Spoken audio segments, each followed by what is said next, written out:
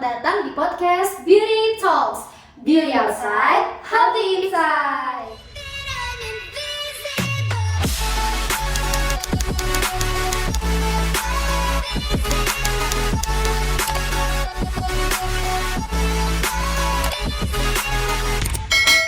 Halo teman-teman, selamat datang di podcast episode kali ini. Nah, pada episode kali ini kita mau bahas topik yang cukup menarik nih. Apalagi teman-teman pasti bosan banget kan di rumah terus karena wabah COVID-19.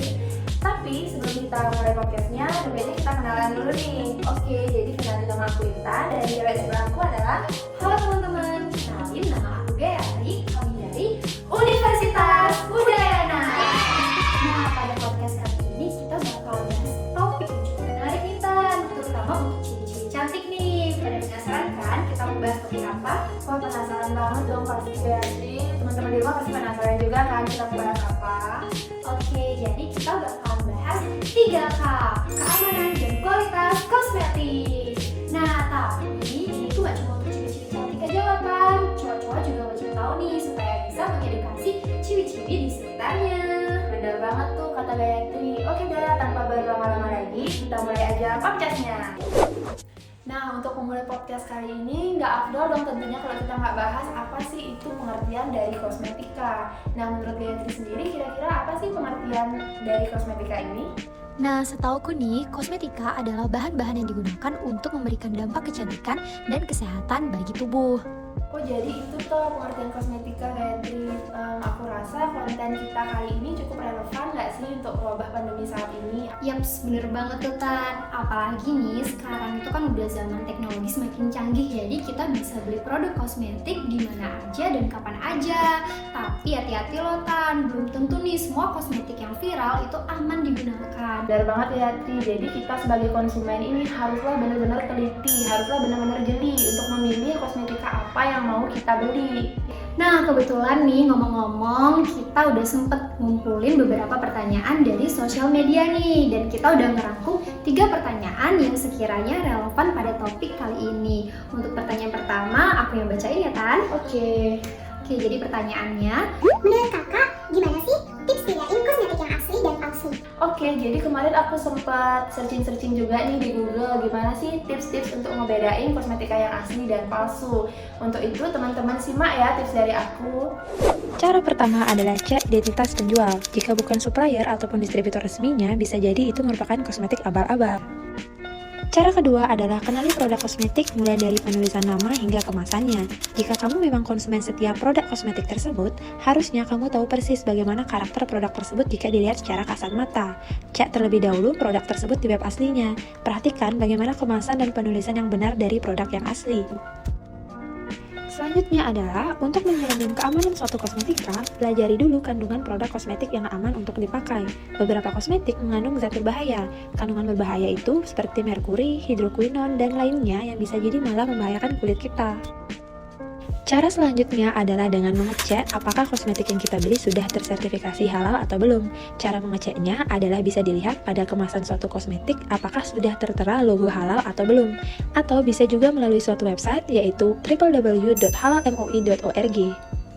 wah ternyata ada banyak banget ya Tan tipsnya untuk membedakan kosmetik mana yang asli dan mana yang palsu. Oh iya, ada pertanyaan kedua nih dari teman-teman sekalian. Aku izin bacain ya Gayatri. Oke. Pertanyaannya itu adalah, Kak, udah dengar kita bisa cek keaslian produk kita lewat barcode nih. Kira-kira itu caranya gimana ya Kak? kalau dari Gayatri sendiri kira-kira tahu nggak gimana sih caranya kita ngecek keaslian produk lewat barcode? Ada nih salah satu website yang bisa digunakan untuk mengecek keaslian produk melalui kode atau barcode yang tertera pada kemasan produk itu. Nah, websitenya namanya UPC Item DB atau Universal Product Code Item Database. Wah, aku penasaran banget nih, gimana sih caranya, bisa diperagain sedikit nggak Gayatri?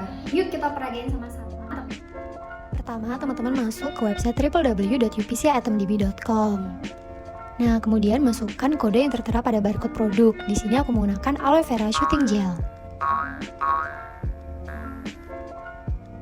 Nah, kalau produk teman-teman asli bakal muncul nih dari nama hingga deskripsi produk. Wah, menarik nih, nanti aku mau coba di rumah nih barang-barangku itu asli atau palsu. Apalagi nih, kita sebagai konsumen di era modern ini harus pinter nih dalam memilih produk kosmetik. Jangan sampai kita memilih produk kosmetik yang palsu. Akhir-akhir ini aku sempat baca berita ya Tan, ternyata peredaran kosmetik palsu di pasaran, terutama di Indonesia, semakin meningkat. Wah, benar-benar marak banget nggak sih peredaran kosmetika palsu di pasaran zaman sekarang? Apalagi sekarang itu kan zaman yang notabene semuanya online. Jadi kita nggak bisa melihat bagaimana sih produk kita. Apakah produk kita itu asli, apakah produk kita itu terjamin kualitasnya. Nah, ngomong-ngomong soal website yang kita bicarain tadi nih, ada kekurangannya juga loh Tan. Ternyata website tersebut tidak memuat informasi secara lengkap mengenai kosmetika. Kalau dipikir-pikir artinya perlu ada suatu inovasi nggak sih untuk membuat seluruh brand kosmetika dan produk-produk kosmetika di pasaran ini menjadi terdata dalam satu website. Setuju banget tuh Tan. Nah, kebetulan nih kita masih ada pertanyaan terakhir. Aku bacain ya Intan. Oke. Jadi pertanyaannya, Dilihat dari maraknya kasus peredaran kosmetik palsu, kira-kira menurut kakak ada nggak sih cara efektif untuk mengatasi hal tersebut? Pertanyaannya cukup berat juga sih nih ya Gayatri ya. Kalau dari aku sendiri mungkin ada beberapa ide yang mau aku tawarkan dalam hal ini untuk memberantas peredaran kosmetika palsu. Salah satu idenya itu mungkin untuk pemerintah nih, salah satu usulan yang bisa aku kasih ke pemerintah. Pemerintah sendiri bisa saja mengeluarkan suatu kebijakan atau regulasi kepada brand-brand kosmetika, jangan jauh-jauh deh dulu, dari dalam negeri. Untuk brand-brand kosmetika dalam negeri ini supaya mereka membuat website atau aplikasi resminya sehingga produk-produk yang sudah mereka keluarkan itu bisa didata ke dalam website ini. Dan di dalam website ini menurut aku bisa saja kita isi beberapa fitur canggih nih, misalnya kita bisa isi scan barcode, bisa kita isi scan kode QR, bisa juga kita isi seperti yang tadi itu yang UPC tadi, bisa kita masukkan kode, kemudian kita cari, kemudian dari sana kita bisa lihat apakah kosmetika kita itu asli atau palsu. Jadi nanti tiap brand itu akan mengeluarkan suatu website atau aplikasi resmi sehingga semua produk di pasaran itu bisa terdata dan tidak ada yang tercecer. wah menarik juga nih ide Mutan. Memang sih kelihatannya agak ribet ya, tapi itu bisa menjamin kualitas dan juga keamanan dari kosmetik itu sendiri.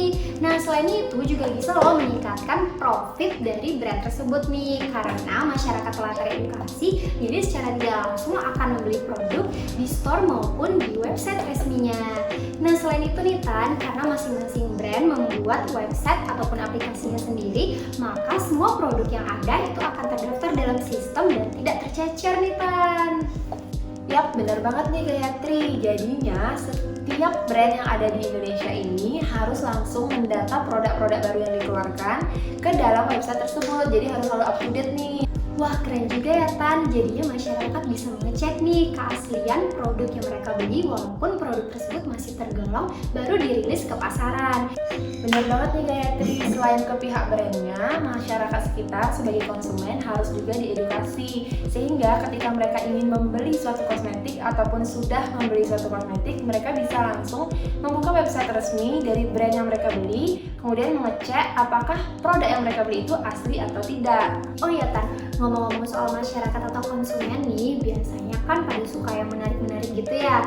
Jadi mungkin website ini bisa dibuat dengan desain yang semenarik mungkin supaya masyarakat atau konsumen lebih tertarik lagi nih Tan. Selain didesain semenarik mungkin bisa saja di dalam website ataupun aplikasi itu ditambahkan beberapa video, tips-tips bagaimana sih cara memilih kosmetika yang baik dan benar sesuai jenis kulit konsumen. Nah selain pemerintah, teman-teman di dunia kesehatan juga harus lebih proaktif lagi nih dalam mensosialisasikan cara penggunaan kosmetika yang baik dan benar di sosial media, bisa melalui Instagram, YouTube, ataupun yang lagi viral nih, TikTok. Aku yakin nih kalau kita dan masyarakat sudah teredukasi dengan baik, kita pasti bersama-sama bisa menekan angka peredaran kosmetika yang palsu.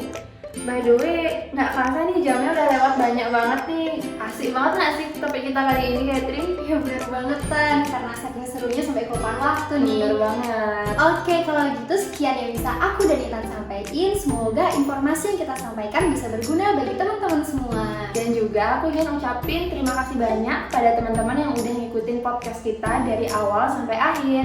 Untuk itu, sampai jumpa di podcast episode-episode selanjutnya. Beauty Talks Beauty outside, healthy inside. Bye bye.